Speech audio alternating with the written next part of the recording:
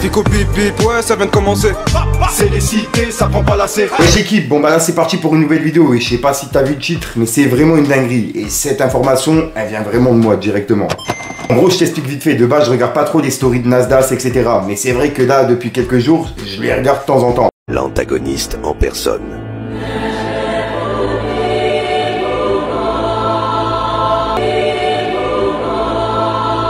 Et en fait, je suis tombé sur une meuf qui est venue chez lui. Et cette meuf-là, elle venait de chez moi. En fait, j'étais choqué sur le coup, tu vois. J'avais un petit doute. Je me suis dit, ouais, non, c'est pas possible. J'ai dû halluciner, c'est pas elle. Et en fait, c'est un pote à moi qui l'a reconnu, mais vraiment de A à Z. Et qui m'a dit, ouais, la meuf-là, elle vient de Metz, etc. Donc, je me suis renseigné. Et en fait, c'est bien la meuf que je pensais, en fait. Cette meuf-là, elle a fait une dinguerie il y a 10 ans. Mais vraiment, quand je vous dis une dinguerie, c'est pas un vol ou un truc comme ça. J'en aurais même pas parlé en vidéo. Là, elle a fait vraiment une dinguerie qui, pour moi, impardonnable. C'est passé carrément dans le journal, dans le Parisien, sur BFM TV, ils en ont parlé vraiment partout, même à la télévision. C'est à la maison d'arrêt d'Épinal qu'une adolescente de 14 ans enceinte est placée en détention. La jeune fille avait été mise en examen pour enlèvement, séquestration en réunion et violence. En avril dernier, avec des complices, elle avait séquestré et torturé une personne handicapée sous la menace d'un couteau. Pendant 2 jours, la victime avait été violentée, les pieds brûlés à l'aide de cigarettes et battue à coups de câble pour lui extorquer de l'argent. En gros, elle a séquestré un handicapé qui était en chaise roulante. Elle lui a extorqué de l'argent, tu vois. Elle l'a torturé pendant plusieurs jours avec plusieurs meufs. Et ils étaient surnommés à Metz le gang des meufs, entre guillemets. En gros, elles avaient 14 ans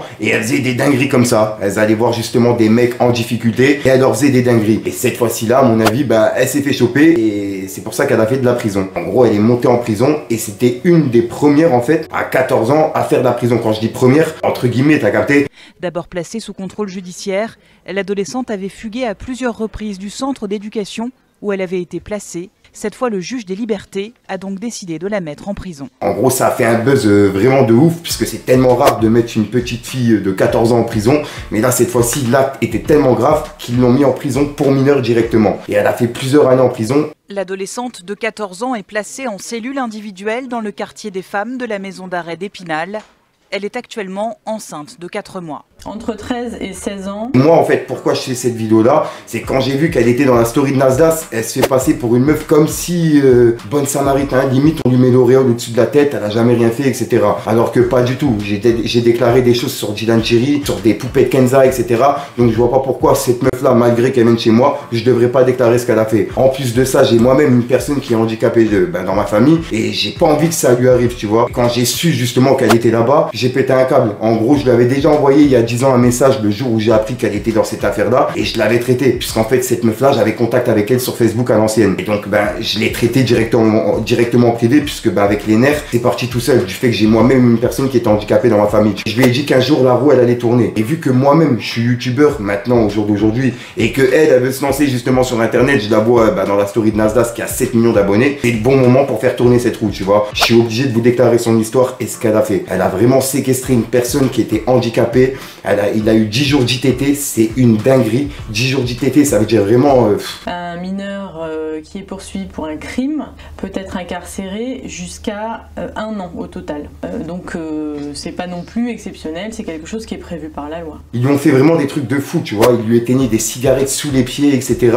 Pour essayer de lui voler de l'argent, lui voler des affaires. Bref, personnellement, c'est un truc qui m'énerve et je suis obligé d'en parler, sachant que tu vois, ça s'est passé à Metz, là où j'habite, dans le 57. Cette personne aura un suivi très particulier, des extractions médicales si nécessaire vers des maternités ou bien des hôpitaux du secteur pour pouvoir assurer une grossesse ordinaire. Et c'était il y a 10 ans. Malgré que c'est il y a 10 ans, il y a des personnes qui me disent ouais, elle était jeune, etc. Il n'y a pas de problème. Mais un truc comme ça, pour moi, c'est impardonnable. Qu'il soit jeune ou pas. Et ouais, parce que pour moi, on ne touche pas une personne qui ne peut même pas se défendre. Et en plus de ça, qui est handicapée sur une chaise roulante. C'est vraiment un truc de ouf. Et le torturer pendant plusieurs jours, lui faire des dingueries, en fait. J'arrive pas à comprendre comment un humain peut aller jusqu'à là. Il y a 14 ans en plus de ça. Elle avait séquestré et torturé une personne handicapée sous la menace d'un couteau. Pendant 2 jours, la victime avait été violentée, les pieds brûlés à l'aide de cigarettes et battue à coups de câble pour lui extorquer de l'argent. Et pourquoi justement j'en parle maintenant sur YouTube, c'est parce qu'en fait, depuis que j'en ai parlé sur TikTok et Snapchat, puisque oui, j'en ai parlé dans mes stories, je vous en avais parlé il y a quelques jours, et ben il y a plein de personnes justement qui m'envoient des messages, ouais Fico, est-ce que tu peux remettre ta story, etc. Donc pour éviter de la remettre plusieurs fois, j'en fais une vidéo directement. Et en plus de ça, elle m'a bloqué sur Facebook, sur Snapchat et sur Instagram. Et elle demande aux gens justement de signaler justement la vidéo que j'ai fait sur TikTok. Parce que ben, elle veut pas que la vérité se sache, tu vois. Donc moi, justement, je suis là pour rétablir la vérité, vous dire justement ce qu'elle a fait. Et puis voilà quoi. J'étais obligé, juste pour la personne que j'ai moi-même dans la famille qui est handicapée, et pour l'handicapé justement, ben, qu'elle a torturé pendant plusieurs jours, tu vois, avec plusieurs meufs. Les meufs qui étaient dans le tas, je vais pas vous en parler puisque eux-mêmes ne sont pas sur internet, mais elle, vu qu'elle est dans la story de Nasdaq, ben, je vous dis justement, elle était dedans quoi. Elle s'appelle Adriana. Et il y a tout qui est disponible justement dans les journaux, etc. Tu vois, elle avait vraiment un buzz de ouf par rapport à ça. Et elle n'en parle pas justement dans la story de Nasdaq. Elle sort de nulle part en fait, c'est ça qui est bizarre. Et je pense que Nasdaq il doit être au courant parce que c'est quand même bizarre justement d'avoir une personne comme ça chez soi et que tu sais pas d'où elle vient. Faut quand même connaître un petit peu au minimum le vécu de la personne. Tu fais pas venir une personne comme ça, sachant qu'en plus de ça il a eu un enfant il y a pas longtemps. Donc ouais, personnellement j'arrive pas à comprendre. Dites-moi vous ce que vous en pensez l'équipe, je tenais à réagir en vidéo. Il y a plein de personnes justement qui me disaient de la remettre sur YouTube, donc c'est pour ça que je tenais à faire justement un récapitulatif directement et avoir vos avis dans les commentaires. Donc voilà, et je compte sur vous pour mettre un petit pouce bleu pour que cette vidéo elle soit référencée et avoir l'avis de Nasdaq par rapport à ça, puisque ouais c'est vrai que c'est bizarre tu vois. Est-ce qu'il savait justement qu'elle était déjà dans une affaire sombre comme ça, ou alors il le savait pas du tout et elle arrivait comme ça chez lui. Et moi je pense aussi que c'est peut-être Pacheco qui l'a ramené, mais bon après ça c'est que mon avis personnel. Dites-moi dans les commentaires ce que vous en pensez et j'attends vraiment vos avis. Et en même temps, qu'est-ce que vous pensez en ce moment de la story de Nasdaq, etc. Il a dit qu'il allait arrêter Snapchat normalement en juin, fin juin. Donc en gros, il va arrêter Snap et faire une pause pendant un petit moment. Et est-ce que c'est par rapport à toutes ces histoires sombres qui ressortent sur les personnes qui sont chez lui, puisque il n'y a pas elle, il n'y a pas que elle, je veux dire, il y a d'autres histoires sur les personnes qui sont chez eux. Et ouais, c'est vrai qu'elles sont aussi sombres. Allez, on va pas dire plus sombre que ce qu'elle a fait elle, parce que ça pour moi c'est un truc de ouf. Mais il y a des histoires qui sont sombres. Donc ouais, c'est bizarre. Dites-moi ce que vous en pensez l'équipe. Et j'arrête de vous rendre fou. Et puis je te dis à soir pour une nouvelle conscience, une nouvelle vidéo et une nouvelle exclue. Puis ouais, parce qu'en gros ce soir il y a une actualité qui sort, tu vois. Là c'est vraiment une petite vidéo que je voulais mettre à midi comme ça, avoir vos avis dans les commentaires. Enfin, bref, j'arrête de te rendre fou l'équipe. Peace les game. La miss elle est belle et bonne, mais vicieuse, touche la cala même pas. Le regard entier long, le visage assombri par la genja. Vaut mieux s'en servir d'appui pour pas répéter les defs. Tous les jours on parle de diff, mais la diff nous a rendu bête. Je suis pas approché par Def Jam, je cumule à peine 4000 j'aime. J'ai écrit comme un taré, tant pis, on dirait bien que c'est ça que j'aime.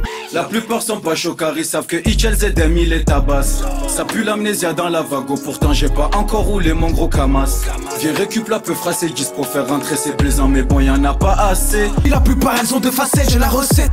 J'écrase con cul comme mes goûts de cigarette, je leur fais des CKL, j'ai à linge d'augmenter le BPM. Sur le bitume j'ai ma paire de TN, j'attends que ça paye mais le succès répond toujours pas aux appels. Perso les marques de luxe, c'est pas trop mon truc. Un t-shirt à 800 €, je peux pas donner mon huc. Jamais de la vida, je dis que l'instru j'ai envie de me vider. Il me faut l'assassin, Slimane et Vita. Et là je suis sur Paname, ça enchaîne les délits. Plaquette coupée normal qu'on embellit. Du quartier faut que je me barre de là. Très peu de vrai, pense à toi quand tu vas mal. Faut s'accrocher, avoir le mental. J'ai cramé ton vice comme la banane au quartier. Et si tu mets des bananes ici, on va t'afficher, fils de...